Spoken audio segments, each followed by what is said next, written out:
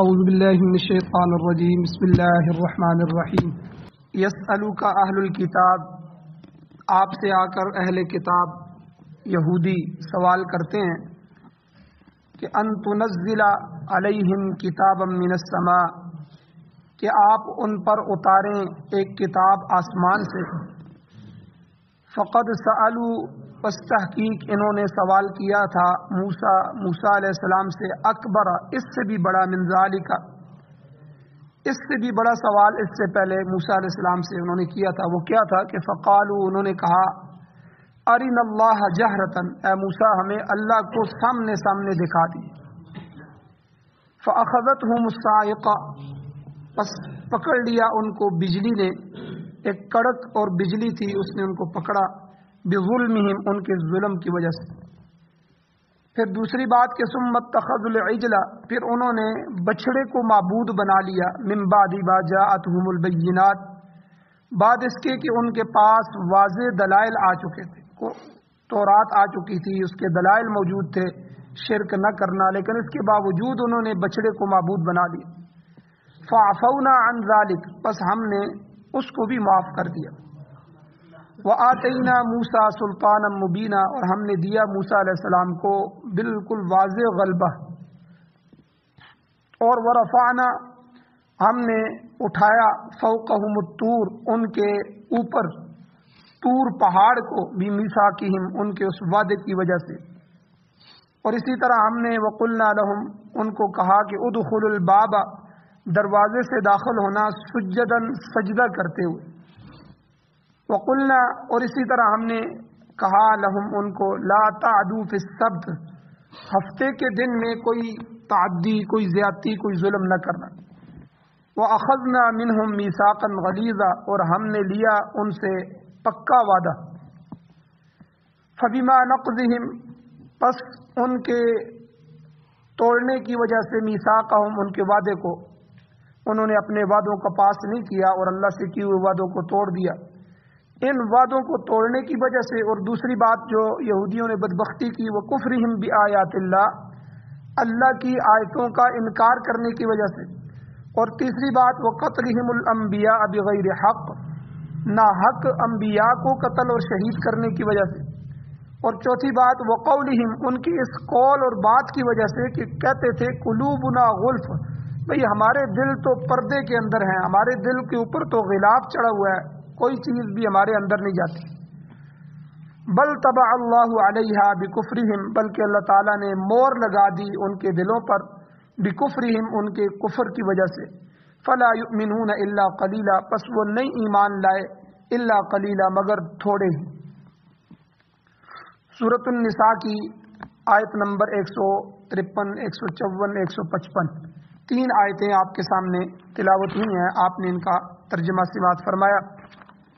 ان آیات کا ایک درس اس سے پہلے گزر چکا ہے، آج دوسرا درس ہے. تو پچھلے درس میں سب سے پہلے ہم نے یہودیوں کا، جو ان کے حضور علیہ الصلوۃ والسلام سے مطالبہ تھا کہ آپ ایک ایسی کتاب لے کے آئیں کہ جو کتاب ہمارے سامنے نازل ہو، آسمان سے اترے اور پوری پوری کتاب اترے. یہ تھوڑی تھوڑی وحی جو آپ کے اوپر آتی ہے، یہ ہمیں قبول نہیں. تو یہ ایک بہت بڑا جاہلانہ سوال تھا، اور اللہ تعالیٰ کے حکم کو گویا کہ نہ ماننے والی بات تھی. اس لیے اللہ تعالیٰ نے حضور علیہ السلام کو تسلی دی اور فرمایا کہ یسألک اہل الکتاب، اہل کتاب آ کے آپ سے یہ سوال کرتے ہیں کہ ان تنزل علیہم کتابا من السماء، کہ آسمان سے ان پر ایک کتاب نازل کریں. تو اللہ کہتے ہیں کہ یہ کوئی نئی بات نہیں ہے. فقد سألوا موسیٰ اکبر من ذالک، جو ان کے اپنے پیغمبر تھے موسیٰ علیہ السلام، تو اپنے پیغمبر کو بھی انہوں نے اسی طرح تکلیف دی اور ان سے بھی سوالات کی. اس سے بڑا سوال انہوں نے اپنے پیغمبر سے کیا تھا. وہ کیا کیا تھا؟ فقالوا ارنا اللہ جہرا، انہوں نے کہا کہ ہمیں اللہ تعالیٰ کو سامنے لا کر دکھا دو، ہمیں نظر آئے آنکھوں کے سامنے کہ اللہ تعالیٰ موجود ہے، اور وہ آ کے کہے کہ موسیٰ میرے پیغمبر ہیں، ان پر ایمان لے آؤ، تو ہم ایمان لے آئیں. ایسی بدبخت قوم تھی. اور اسی طرح اللہ کہتے ہیں جب یہ بدبختی انہوں نے کی اور یہ کفر کیا کہ ہماری رؤیت کا مطالبہ کر دیا، تو فاخذتہم الصاعقۃ بظلمہم، اس زیادتی کی وجہ سے، اس بےہودہ سوال کی وجہ سے ان پر بجلی گری اور وہ سب مر گئے۔ پھر موسیٰ علیہ السلام نے دعا کی اللہ سے، تو اللہ نے موسیٰ علیہ السلام پیغمبر کی دعا سے دوبارہ ان کو زندگی بخشی۔ اس کے بعد اس بدبخت قوم نے ایک اور کام کیا کہ ثم اتخذوا العجل من بعد ما جاءتهم البینات، موسیٰ علیہ السلام کے معجزات بھی انہوں نے دیکھ لیے، فرعون کو غرق ہوتا بھی دیکھ لیا، سب کچھ دیکھ لیا کہ موسیٰ علیہ السلام کے ساتھ اللہ کی مدد ہے اور یہ اللہ کے پیغمبر ہیں۔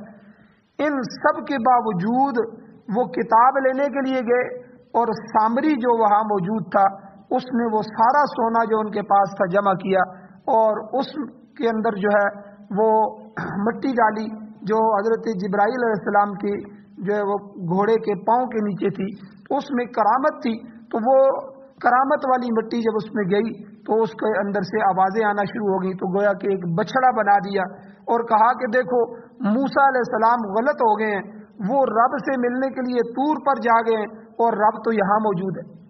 تو گویا کہ بچڑے کی پوجا پر لگا دیا اور موسیٰ علیہ السلام ادھر اعتکاف کر رہے ہیں اور 40 دن کے لیے جو ہے وہ تورات لینے کے لیے گئے ہیں، تو یہاں انہوں نے بچڑے کو پوجا کر کے جو ہے خدا بنا لیا۔ تو اللہ تعالیٰ نے یہی فرمایا ثم اتخذوا العجل، پھر انہوں نے بچڑے کو معبود بنا دیا، من بعد ما جاءتهم البینات، یعنی شروع میں نہیں بلکہ بینات اور واضح دلائل اور موسیٰ علیہ السلام کے اوپر آنے والے جو معجزات تھے یہ سب کچھ آنے کے بعد انہوں نے بنائے۔ فعفونا عن ذلك، اللہ کہتے ہیں پھر ہم نے پھر بھی ان کو معاف کر دیا۔ اور لیکن معافی کیسے تھی؟ اس توبہ کی شرط یہ تھی کہ فقتلوا انفسکم، ایک دوسرے کو قتل کرو۔ چنانچہ جو بچڑے کے پوجا کرنے والے گناہگار لوگ تھے جنہوں نے ان کو روکا تھا اور کہا تھا دیکھو اللہ کے نبی کا انتظار کرو، موسیٰ علیہ السلام کا انتظار کرو، یہ بچڑا معبود نہیں ہو سکتا، وہ اللہ سے ملنے کے لیے گئے ہیں اور تورات لے کے آ رہے ہیں، تو ان بے گناہ لوگوں جنہوں نے پوجا نہیں کی تھی ان کو حکم ہوا کہ ان گناہگاروں کو قتل کرو۔ تو اللہ کہتے ہیں وَآتَيْنَا موسیٰ سلطانا مبینا، کہ ہم نے موسیٰ علیہ السلام کو کھلا غلبہ عطا کیا۔ تو گویا کہ موسیٰ علیہ السلام نے بچڑے کو توڑ پھوڑ کر جلا دیا، اور جیسا کہ دوسری صورت میں بھی موجود ہے کہ جو راکھ تھی، راکھ کا کچھ حصہ جو ہے وہ پانی میں بہا دیا، کچھ حصہ جو ہے وہ ہوا میں اڑا دیا۔ بچڑا چونکہ شرک کا شعار تھا اس لیے اسے مکمل طور پر نیست و نابود کر دیا گیا، اور اس کے جو 70,000 پجاری تھے ان کو قتل کیا گیا، 70,000 یہودی قتل ہوئے۔ اور اسی طرح ایک اور واقعہ، کئی واقعات اللہ نے ان درسوں میں ان آیات میں بیان فرمائے۔ ایک اور یہودی تاریخ کا اہم ترین واقعہ اللہ نے اس کی طرف بھی اشارہ فرمایا۔ اللہ کہتے ہیں وَرَفَعْنَا فَوْقَهُمُ الطُّورَ بِمِيثَاقِهِمْ، ہم نے کوہ طور پہاڑ کو ان کے سروں پہ لا کے کھڑا کر دیا، ان کے سروں پر معلق کر دیا، لٹکا دیا۔ یہاں ایک بات یہ بھی سمجھ لیں، بعض جدید مفسر اس زمانے کے لبرل آزاد لوگ جو ہیں وہ یہاں رفعنا کی غلط تعویل کرتے ہیں، کہتے ہیں پہاڑ کو اٹھا کر بنی اسرائیل کے سروں پر نہیں کھڑا کیا گیا بلکہ ان لوگوں کو پہاڑ کے دامن میں کھڑا کیا گیا، اس طرح کھڑا کیا گیا کہ پہاڑ کا کچھ حصہ ان پر جھکا دیا گیا، وہ جھک گیا ان پر۔ یہ بالکل غلط تفسیر ہے، تعویل ہے، بلکہ سورہ اعراف میں آگے اللہ تعالیٰ خود فرماتے ہیں وَإِذْ نَتَقْنَا الْجَبَلَ فَوْقَهُمْ، کہ جب ہم نے پہاڑ کو ان کے سروں پر لا کھڑا کیا۔ نتقنا کے اندر نتق جو ہے عربی میں اس کا معنی ہوتا ہے اکھاڑنا، کسی چیز کو نیچے جڑ سے اکھاڑ کے الگ کر دینا۔ تو مطلب صاف ظاہر ہے کہ اللہ فرما رہے ہیں کہ پہاڑ کو ہم نے اپنی جگہ سے اکھاڑا اور اکھاڑ کر بنی اسرائیل کے اوپر سروں پہ لا کے کھڑا کر دیا، اور کہا گیا کہ اگر نہیں مانو گے تو یہ پہاڑ تمہارے اوپر گرایا جائے گا، مانتے ہو کہ نہیں مانتے؟ اور اگر اللہ کے حکم کا انکار کرو گے تو چکنا چور ہو جاؤ گے، یہاں تمہیں جو ہے پیس دیا جائے گا۔ تو یہاں ایک اور اشکال پیدا ہوتا ہے اپنی جگہ کہ دین میں تو جبر نہیں ہے، دین میں جبر جائز نہیں ہے۔ اللہ کا حکم قرآن مجید میں واضح ہے لا اکراہ فی الدین، دین میں کوئی جبر نہیں، مگر یہاں یہودیوں کو پہاڑ کے خوف سے زبردستی منایا جا رہا ہے، پہاڑ کھڑا کیا جا رہا ہے۔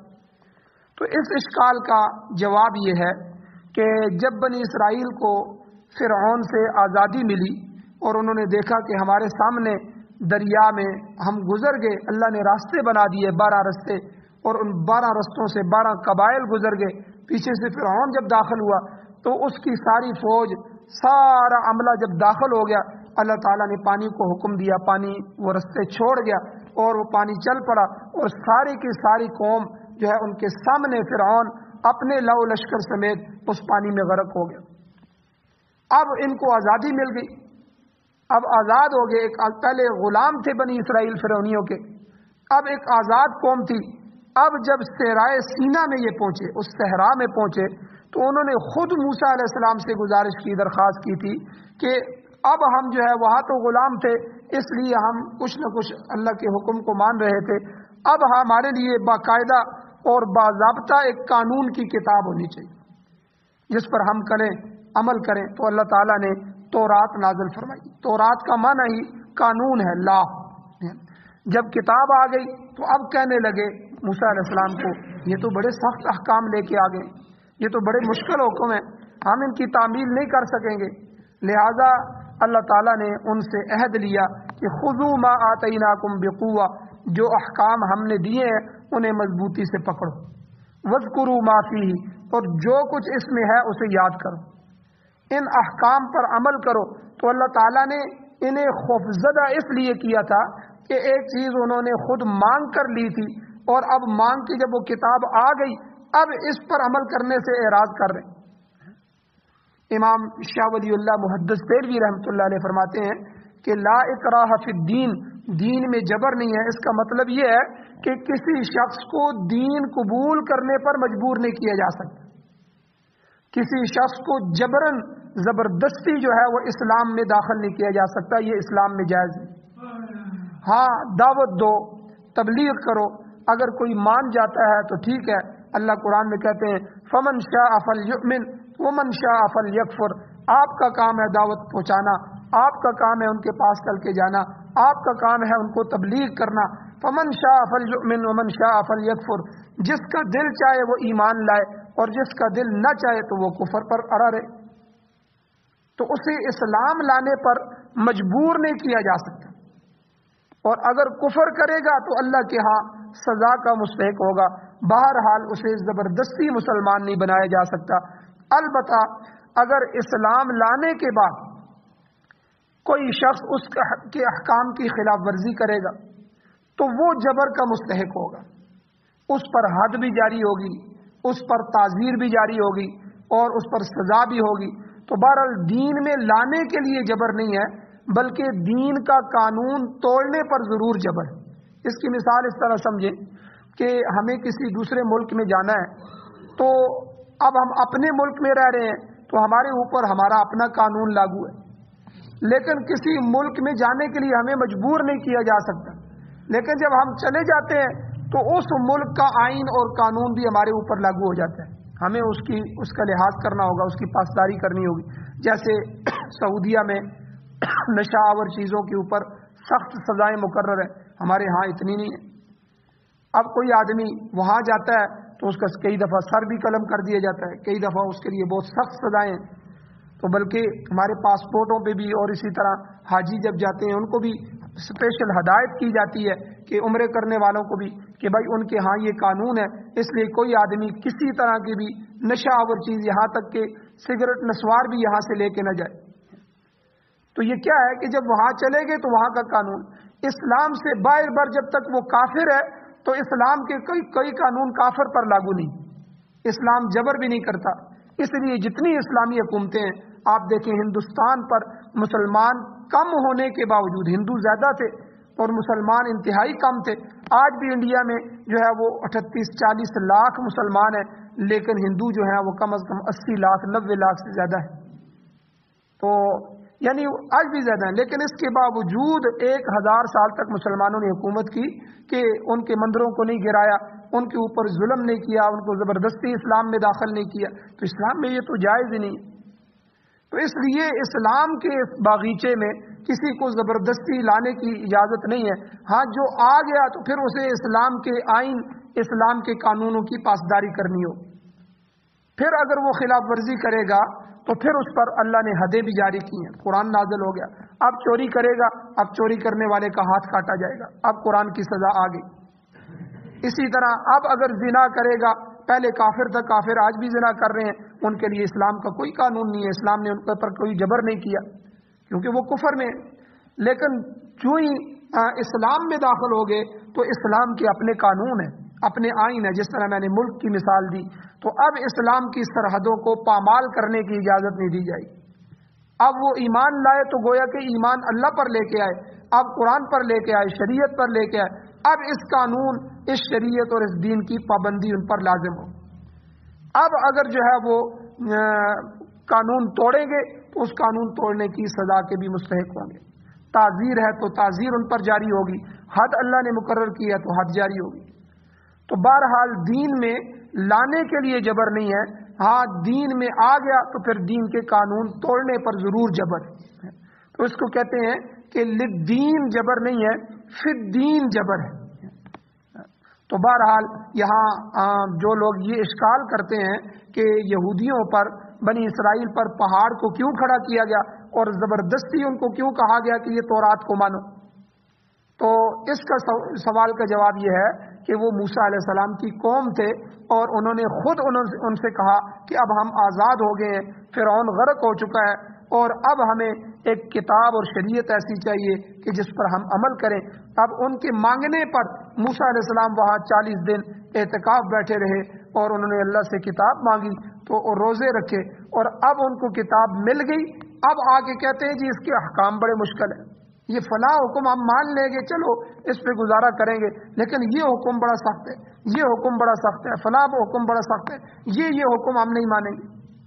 تو اللہ تعالیٰ نے پھر پہاڑ کو ان کے سروں پہ لا کے کھڑا کیا اور فرمایا خذوا ما آتیناکم بقوہ، جو کچھ تمہیں دیا گیا اس کو مضبوطی سے پکڑو.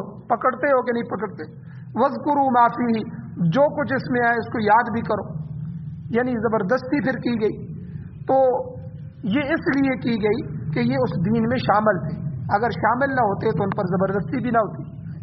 اور اسی طرح اللہ تعالیٰ نے ایک اور واقعے کو بھی آگے ذکر فرمایا. اللہ کہتے ہیں دیکھو کیسے بدعہد قسم کے اور بدتینت قسم کے لوگ ہیں، یہ بدبخت قسم کے لوگ قوم ہے یہ یہودی. اللہ کہتے ہیں وَقُلْنَا لَهُمُ ادْخُلُوا الْبَابَ سُجَّدًا، ہم نے ان سے کہا کہ جب تم نے شہر کے دروازوں سے داخل ہونا ہے تو سجدہ کرتے ہوئے داخل ہونا ہے. اس میں بھی انہوں نے اللہ کے حکم کی خلاف ورزی. تو یہاں واقعہ کیا ہوا؟ واقعہ یہ ہے کہ یہودی جب وہاں طور سینا میں چلے گئے، اس صحرا میں چلے گئے، تو اب موسیٰ علیہ السلام تو وہاں سے اپنی بنی اسرائیل سے نکل گئے تھے، اب وہاں صحرا میں پڑے ہوئے ہیں تو ظاہر بات ان کی مجبوری ہے، کھانا بھی ہے، پینا بھی ہے، کپڑے بھی چاہیے، دوسری ضروریات بھی، روشنی بھی چاہیے. اب اللہ تعالیٰ نے ان پر آسمان سے بندوبست کر دیے. کتنی اللہ تعالیٰ نے ان پر نعمتیں کی کہ اللہ نے ان کے لیے روشنی کا یہ بندوبست کیا کہ ایک ستون درمیان میں تھا، تو یہ لاکھوں کی جو آبادی تھی وہ ستون رات کو روشن ہو جاتا اور ساری آبادی جو ہے وہ روشنی میں آ جاتی. اور اسی طرح اللہ تعالیٰ نے ان کے لیے چشمے جاری کر دیے، پانی کا بندوبست ہو گیا، اور آسمان سے من و سلوہ اتارا، آسمان سے ان کا رزق اترنے لگا. اور اسی طرح جو ہے اللہ تعالیٰ نے کپڑوں کا یہ بندوبست کیا کہ جو کپڑے پہنتے تھے وہ کپڑے آدمی کے جسم کے ساتھ ساتھ بڑے بھی ہوتے تھے، اور بچہ جو ہے وہ پیدا ہوا اس کو کپڑے پہنائے گئے تو وہ کپڑے بڑے بھی ہو رہے ہیں، اور ایک ہوا چلتی تو وہ کپڑے صاف بھی ہو جاتے. اتنی نعمتیں. اب آ کر ان بدبختوں نے وہ بٹیر، وہ تیتر اور وہ من و سلوہ جو تھا آسمان سے اترنے والا وہ کھانا، اب اتنا قیمتی کھانا تھا، وہ کھانا کھاتے کھاتے تنگ آ گئے. تو آ کر کہنے لگے موسیٰ علیہ السلام کو لن نصبر علی طعام واحد، اے موسیٰ ہم ایک کھانے پر گزارا نہیں کر سکتے، ایک ہی قسم کا کھانا ہے، اب ہم جو ہے وہ اسی کو کھاتے رہیں، اب ہم سے یہ کھانا نہیں کھایا جائے. ہمیں اپنے رب سے کہیے سبزیاں ہوں، دالیں ہوں، تھوم ہو، پیاز ہو، لہسن ہو وغیرہ وغیرہ، اسے یہ اب ہمیں یہ چاہیے. تو حضرت موسیٰ علیہ السلام نے دعا کی اللہ تعالیٰ سے، تو اللہ تعالیٰ نے فرمایا کہ اچھا ان کو حکم دو، یہاں جو ایک بستی ہے قریب باہر اریحہ نامی بستی، وہاں داخل ہو جاؤ تو جو تم چیزیں مانگ رہے ہو تو مطلوبہ چیزیں تمہیں حاصل ہو جائیں۔ البتہ ایک کام کرنا ہے کہ اس شہر میں جب داخل ہونا ہے تو داخل ہوتے وقت 2 رکعت آپ نے نفل ادا کرنے۔ تو مفسرین نے یہاں فرمایا جو اللہ نے سجدن کا حکم دیا کہ سجدہ کرتے ہوئے قلنا لہم ادخلوا الباب سجدن، تو سجدن کے 2 معنی بیان کیے، یعنی تم نے جھک کر عاجزی کے ساتھ داخل ہونا ہے، دوسرا یعنی سجدہ کر کے تم نے داخل ہونا ہے۔ مگر ایسے بد فطرت قسم کے لوگ تھے، بدتینت قسم کے لوگ تھے کہ اللہ کے حکم کے خلاف جھکنے کی بجائے اکڑ کر داخل ہوئے، اکڑنے لگے۔ تو صحیحین کی روایت میں آتا ہے، بخاری اور مسلم کی روایت میں ہے کہ چتڑوں کے بل یعنی پچھلے بل اس طرح بیٹھ کے پیچھے ہو کے وہ شہر سے داخل ہونے لگے کہ اللہ کا یہ حکم بھی ہمیں پورا نہ کرنا پڑے، تاکہ ہمیں جھکنا نہ پڑے، سجدہ نہ کرنا پڑے، ایسی بدبخت قوم۔ تو بہرحال یہ چند واقعات اللہ تعالیٰ نے یہاں بیان فرمائے، اور گویا کہ یہ جو واقعات یہود اور نصارہ کے اللہ نے بیان فرمائے ہیں، یہودیوں کی یہ بدفطرت بدخصلتیں بیان کی ہیں، تو اور ان کی یہ شناعت اللہ نے جو بیان کی ہے قرآن مجید میں جگہ جگہ، اور دوسری قوموں کی جو بیان کی ہیں، جو یہ اس لیے بیان کی ہیں گویا کہ اللہ اس ہماری امت کو سمجھا رہے ہیں، ہمیں اور آپ کو سمجھایا جا رہا ہے کہ جس طرح انہوں نے اپنے نبیوں کے ساتھ کیا، اپنے دین کے ساتھ کیا، اپنی شریعت کے ساتھ کیا کہ انبیاء کو قتل کیا، انبیاء کو شہید کیا، ان کا انکار کیا، اور اپنی کتابوں میں تحریف کی، کتاب کے حکموں کو رد و بدل کر دیا، تبدیلیاں کر دیں، تو آپ لوگ بھی ایسا نہ کرنا۔ وہ اللہ کے بڑی محبوب قوم تھی، بڑی نوازشیں اللہ نے ان پر فرمائی، بڑی نعمتیں دی، لیکن پھر آخر کار جو ہے وہ بدبخت تباہ ہوئے۔ تو اس لیے اللہ تعالیٰ نے یہاں جو ہے وہ ان سب چیزوں کو بیان فرمایا تاکہ امت محمدیہ جو ہے وہ ان چیزوں سے بچ جائے۔ اللہ تعالیٰ سے دعا ہے اللہ ہمیں عمل کی توفیق عطا فرمائے، آمین۔ الحمدللہ رب العالمین والعاقبۃ للمتقین والصلاة والسلام علی رسولہ النبی الامی الکریم، لا الہ الا انت استغفرک واتوب الیک، حسبنا اللہ ونعم الوکیل، نعم المولا ونعم النصیر۔ یا اللہ ہماری کمیوں کو تائیوں کو معاف فرمائیے، درگزر فرمائیے، صغیرہ کبیرہ گناہوں کو معاف فرمائیے۔ یا اللہ ہمارے حال پر رحم فرمائیے۔ یا اللہ قرآن و سنت کو پڑھنے پڑھانے، سننے سنانے، سمجھنے سمجھانے کی توفیق عطا فرمائیے۔